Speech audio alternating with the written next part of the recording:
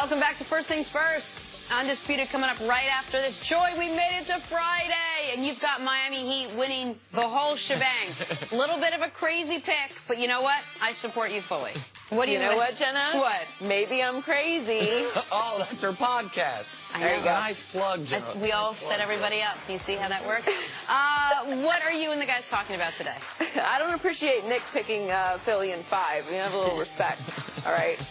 It's a little unrealistic. Coming up on Undisputed, Skip and Shannon will make their NBA playoff predictions, and we'll react to the situation between Colin Kaepernick and the Seahawks. Plus, Eric Dickerson and Earl Watson are in studio with us. Undisputed is coming up next. Happy Friday, guys. Jenna, back to you. All right, Joy, we look forward to that. Thank you. Here we are going viral right now. Yesterday, we saw this video of Bryce Harper blow-drying his immaculate hair with not one but 2 blow dryers. And Cece, you said that before the show started, you wanted Nick to consider a different hairdo, so that got us thinking. What do you think of this look? You guys are bad people. It's actually not. It's not a great picture. No, none of this is great.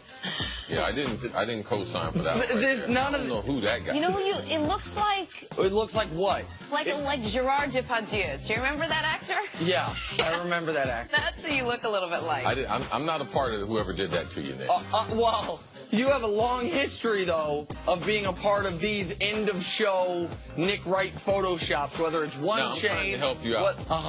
That ain't helping me out, but it's your lovely wife, your better half, that started this whole Nick Wright should have long hair nonsense. No, she was right about that. A little longer hair and some glasses. Okay, well, the glasses we can talk about. If you agree that we will never discuss me with this European soccer player's haircut, as you put it again, I will reconsider bringing the glasses back. I'm fine with glasses. Do you wear glasses?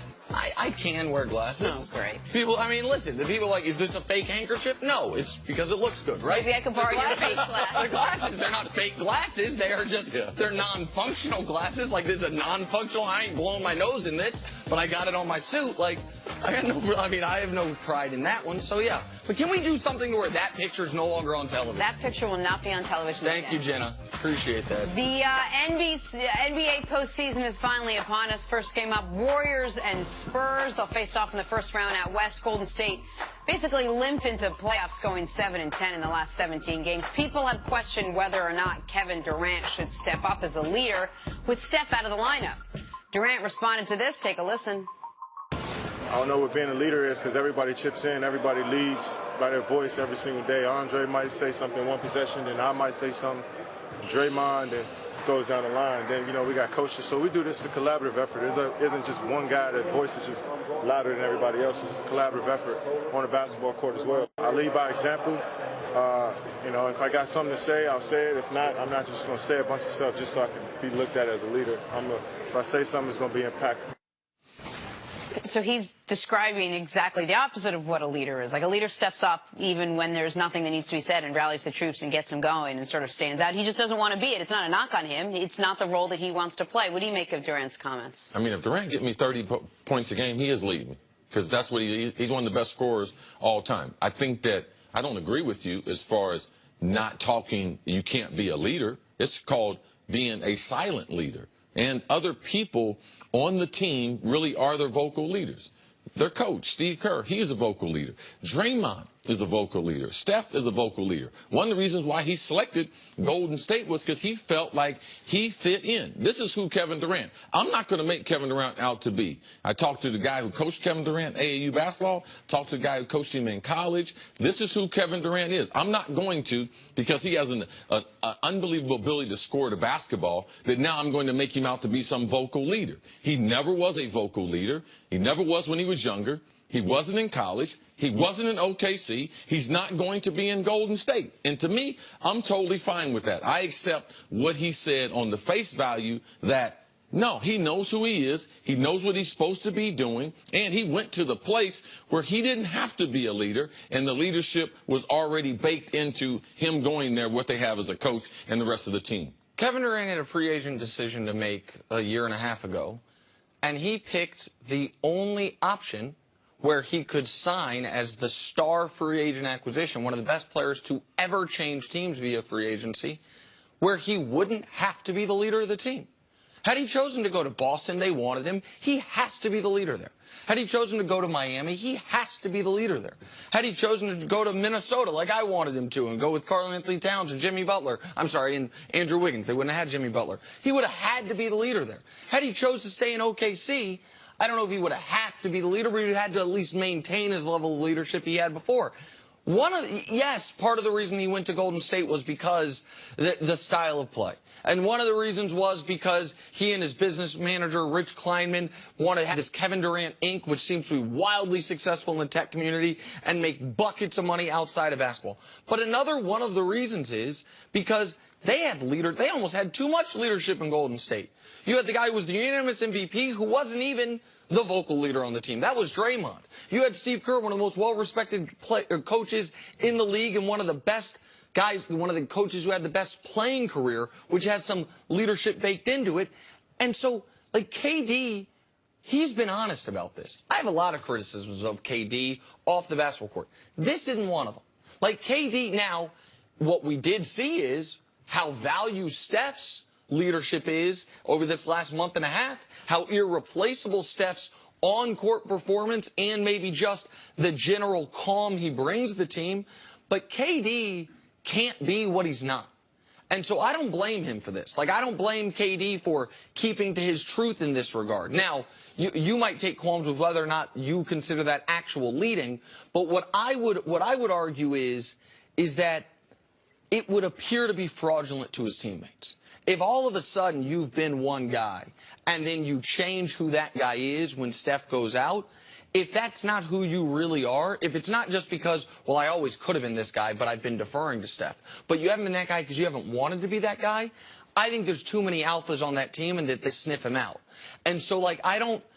Go ahead, Jenna. So why is everyone calling for him to be a leader? So why is there even an ongoing dialogue within the last couple weeks of the NBA saying with Steph out, you know, Durant needs to step up and be the leader on this team? Because people want to criticize him because they know he's not a leader and they're trying to ask him to do something that he's not. That's what people try to do. You have to expect Kevin Durant to be himself. We can't make him out to be something else. So that narrative, I don't believe is fair to him.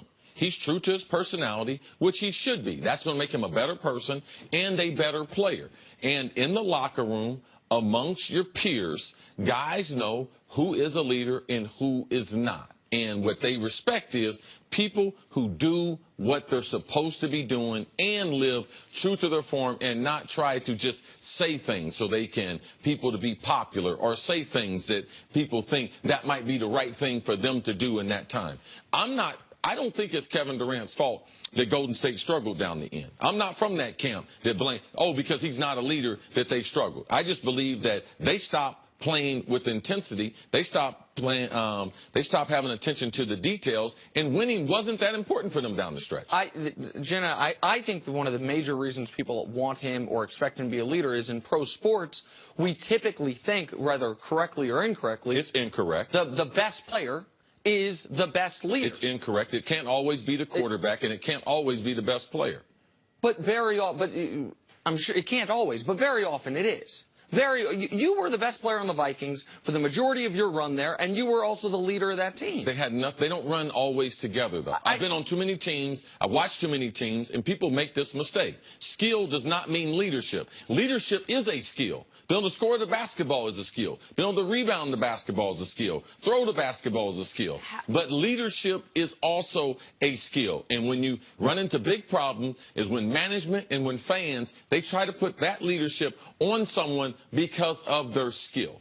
How often is a leader not one of the most skillful players on the team? Well, I think it's tough. I think it's tough if you're not a good player to be a leader. But I think, like, at no point has Draymond been the best player on the Warriors, but he's been a really good player in this league. But when Draymond first got inserted into the starting lineup, and when it was due to injury to David Lee, he didn't instantly that day become the leader of the team, even though he had that personality. Right. So they do go together. It's very rare, tell me if you disagree with this, that a player that isn't a quality contributor on the team is the leader of a team. There is a That's why they go hand in hand. They go hand in hand. I agree with that, but I don't think it. The other thing that happens in the NBA, and this is one of my problems with what our friend Colin Cowherd does to Russell Westbrook, is we hold guys to the LeBron standard. well, LeBron's the best player and he's the leader of the team. Why can't you be that? When he talks about Russ, he's like, well, LeBron makes everyone better and scores the best. Well, why can't you do that?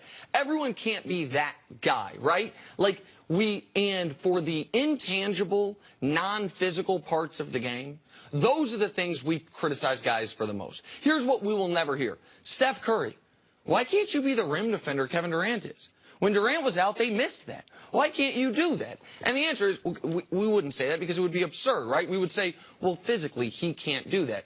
I think one thing that we do, and I am guilty of this, and I'm trying to be smarter about this, one thing we do with things we can't see is there's no leadership height, there's no leadership strength. It's just say, okay, you're missing Steph's leadership. KD, you're the best guy out there. You go fill that void. But we don't do that when it comes to actual on-court stuff because we see the deficiencies. If KD just doesn't have it in him to be that guy, then he don't have it in him to be that guy. And if that changes the way you evaluate him in the pantheon, when we're talking about him as the 10 greatest players ever, that's fair. But in the here and now, it's just not, it doesn't appear to be who he is. Does he not have it in him, or is he just a quiet leader and we just don't hear it? Kevin Durant is himself. You can call it, he's a quiet person. He just wants to play basketball. All right? And I'm not going to take anything away from him because he's not the leader of some other athletes. He's being true to himself. He's the second greatest player in the world. That's what he should be trying to do. That's a guy who defends the rim and gets buckets. And he's going to do that in the playoffs. You're on your way to Houston. Have a great time. Enjoy it. Happy anniversary. CC, have a great weekend. Great week of shows, guys. This was a lot of fun. NBA basketball this weekend. Playoffs. We'll talk about it Monday. Undisputed starts right now, everyone.